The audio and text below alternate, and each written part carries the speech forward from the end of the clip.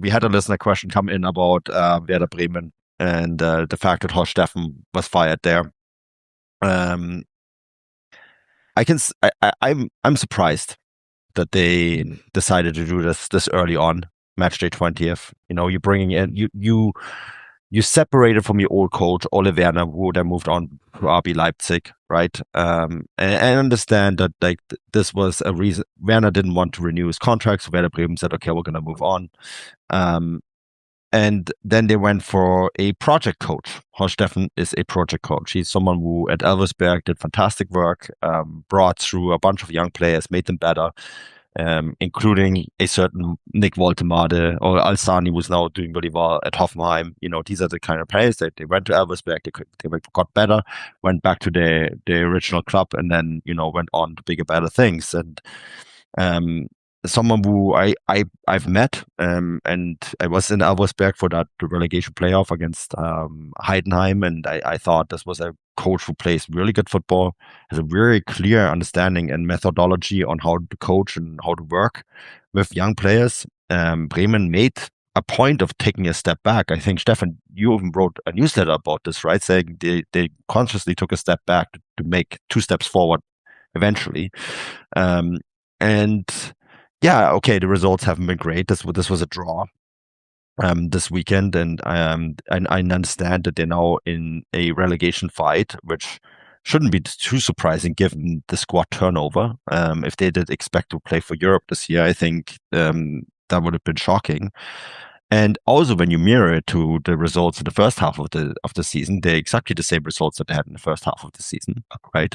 And which suggests to me that once they hit an easier patch of four round of teams, they'll get the results that they need and probably pull out of that relegation battle pretty quickly. So I actually think this is, and Clemens Fritz, the sporting director, has been in the news anyways, because our company, Stefan, had to remind him, Transfermarkt, had to remind him that he could actually still loan players, which made the news everywhere in Germany. So I actually wonder if the problem there lies further up. Just wondering what you guys were thinking here, because I personally, and I am a little bit of a Horst Steffen fan. I think he's a fantastic coach, but I actually think this was maybe a bit premature. Yeah, I don't do as much reporting on the second division, so I only knew a little bit about what he was doing at Elversberg. But some of the names that came through there, also on loan, was pretty impressive. He had such a good reputation there. They were sad to see him go. Again, they've done pretty well in his absence. They're still challenging for promotion. I think just to touch briefly on it, I mean, Bremen are a massive club and they have a huge following. One of the, if you go to away games of Werder Bremen across Germany, there's a lot of Bremen fans all over, even though it's not a massive place. Um, but you look at the last few years, they've quite a few things from the front office that they've done haven't worked out. I mean, Woltemade is a massive story. This is a guy that, depending on who you ask, I mean, what was that website called again? Market, transfer market that I think it was what 90 million or something that Newcastle paid for Voltemada, and that he was sitting there in the wings and wasn't really getting a go. But also the decision to bring in Victor Boniface. They're covering a huge part of his salary. That really hasn't worked out at all. He's out for the season. A couple of years ago, Naby Keita as well. I guess they hope that maybe if you're a mid-table club, you need to take these risks and hope it works out, and maybe you'll have someone who will return to the form that they've showed at their peak. But each of these examples just just hasn't worked out, and you roll the dice, and sometimes it doesn't work. But also the presence of having someone who might be frustrated, might have played at a higher level before, and isn't really a great influence. Not just maybe that's not the case, but I think those kind of things, they haven't paid off those risks, and to blame the coach for that is a bit of a shame. So I think a good Bundesliga has Werder Bremen in it. I hope they stay up. Yeah. They also had a pretty rough luck with injuries this year as well. I think it's telling that a local junior who was let go by the club before coming back, and Keke Top scored the equalizer in stoppage time. Even for a place that isn't massive, they've had some great talents. Julian Brandt is from Bremen. So, you know, the club can, if they were run as responsibly as they were in the 1990s and early 2000s, they could at least be a stable mid-table club. We hope for them to get back to that, and we'll see who's up next. You just hope that they are thoughtful with it, and don't just go for another one of the kind of merry-go-round of coaches that, Oh, you know, wait, get in there. wait. So Kicker is reporting Friedhelm Funkel and Bruno Labbadia.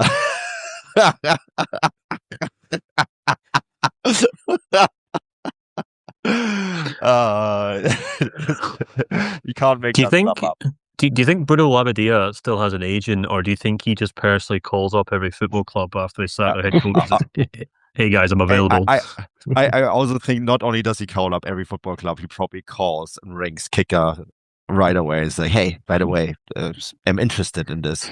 And then when Werder Bremen go to another coach, they would call up Kicker again. It's like, "I never wanted it anyways." Yeah, I think Exactly. they'll call security at the Weserstadion because there's a guy out front handing out resumes. And you're like, is that Bruno? Yeah, I think.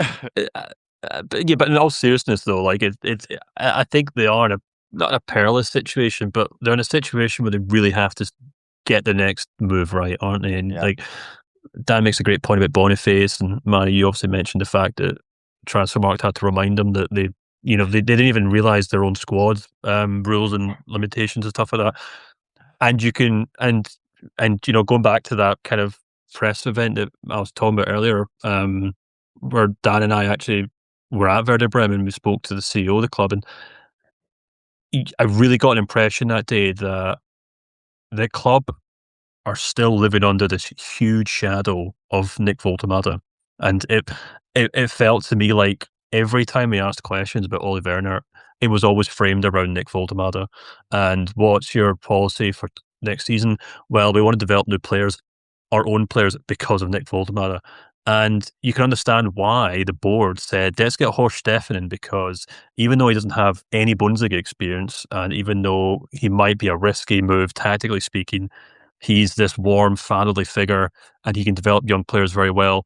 And that means we won't make a mistake with the next Nick Woltemade, And it's as if like the entire club had been realigned to try and avoid making the mistake they already made, but it's meant they've kind of sleptwalked into this new mistake altogether. And I mean, you can definitely kind of look at all the issues that Steffen's had to deal with this season, and they've had injuries, they've had a lot of injuries actually. Bittencourt, Weiser, Stark, all these guys, and then obviously Dukes left as well to go to the Championship.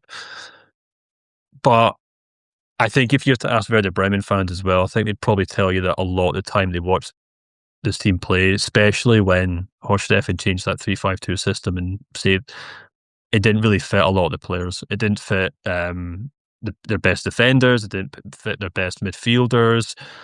Boniface would be playing up front with the kind of same disregard we've seen from quite some time now. Nothing seemed to really be working, and I mean, I actually watched them against Liverpool. I watched them against Leverkusen recently, and I actually thought they played quite well in that game, and I thought they probably deserved at least a point from it. And then you're thinking, well, they just got a point against Frankfurt.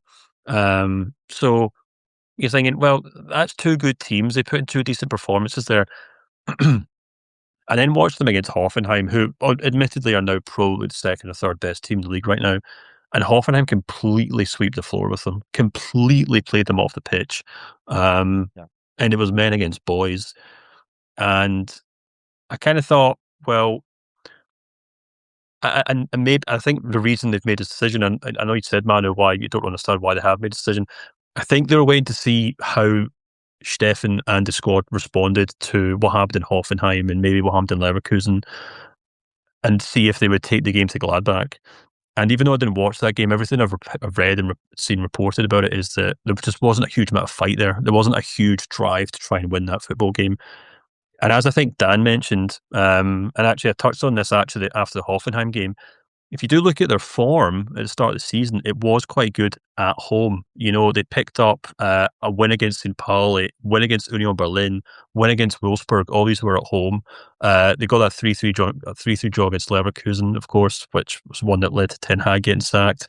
Okay, they got a draw against Cologne. Maybe could have won that one. And then the 3-3 draw against Frankfurt was recent as well. So everything that they've been building this season, or anything that Horst Steffen could hang his hat on, was that home form. So going into that Gladbach game, I think they probably thought, we're playing at home. It's not a great Gladbach team. They've kind of had their new manager bounce, and now they're kind of reverting back to the mean a little bit. We have to win this game. And they just didn't really show that. And I think they're probably the alarm bells were going off. Now, I don't know what they expect the next guy to come in and do, because they've got Freiburg and then they've got Bayern Munich. But I suppose after that, it's St. Pauli, it's Heidenheim, Union Berlin, Mainz, Wolfsburg. That's 5 or 6 games that they really should be trying to win or take major points from. And I guess they just maybe thought, after everything they've seen in the last 10 or 12 games, that Horst Steffen just wasn't the guy to do that. But at the same time, I completely agree with you, man. I sympathise with him because he was brought in on the fact that he's good at developing young players, what he'd obviously done in the Zweite Bundesliga. He was brought in to be this kind of custodian or fatherly figure to this young squad that the club were trying to cultivate. And yeah, he wasn't able to do that tactically, I suppose, or maybe he had some issues with injuries and players leaving and stuff like that. But it feels to me like a far bigger issue than just the wrong guy, or maybe a guy who didn't have enough Bundesliga experience. I saw a report in Kicker, like an opinion piece saying, right, they need to now get proper Bundesliga head coaching, get someone with experience. And that's when you start talking about the Bruno Labbaδιas of this world. And maybe that will work. Big mistake. It'd be a big mistake. Yeah. Well, yeah, I think so too. And I think it's a bigger issue than just a new head coach, because as I said, it feels to me like the whole club is still kind of still responding, still trying to define itself after the Woltemade thing. Also still trying to define itself after Ole Werner left, because we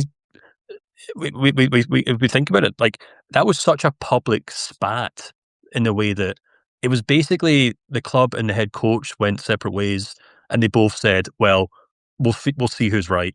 We'll see who was right all along, because Ole Werner said the whole way through last season, he knew the club didn't like what he was doing. He knew the fans were getting on his back for the way he played his football.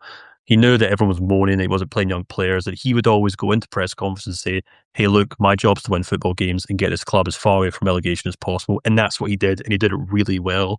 And we're now 12 months down the line, and I think even most ardent Werder Bremen fan would have to say, well, he was right. And what the club have done since then is wrong.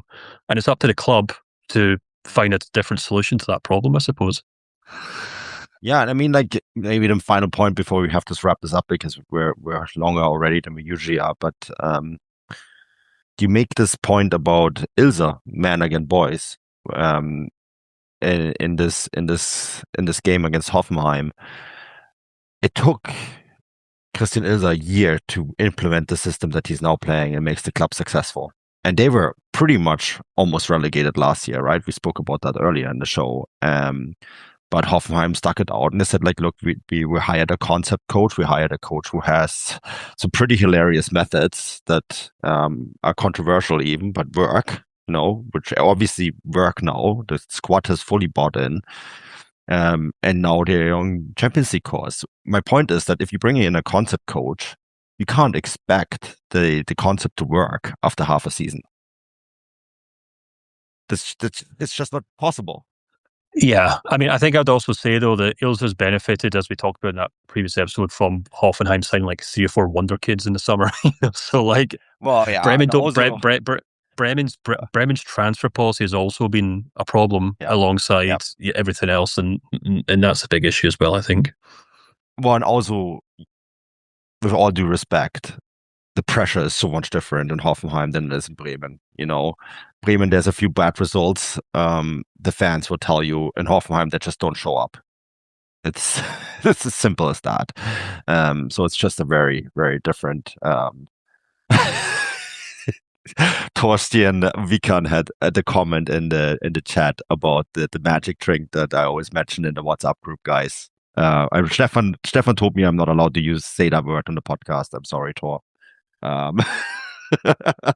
And on that note, maybe it's time to wrap up. Did you see Thor's comment in the chat there? Yeah, the one with the D word that I'm between. Yeah. Sorry. What's up? I'll check. If we were to do a coach ranking from 1 to 18 of coaches least likely to do that trick, I think Horst Steffen would be number 18. So make it that, Richie. He's too wholesome to even know what a dildo is, which is really wow. What a thing to say there. Well, let's see what Bruno has in store. Yes, what Bruno has in store.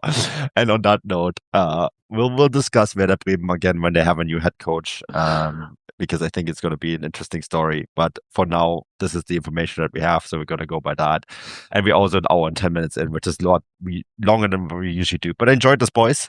And we'll be back, of course, in the coming week. There's German Cup games, and so we'll have something around that as well. I think that's it. So let's wrap this up. And until next time, auf Wiedersehen.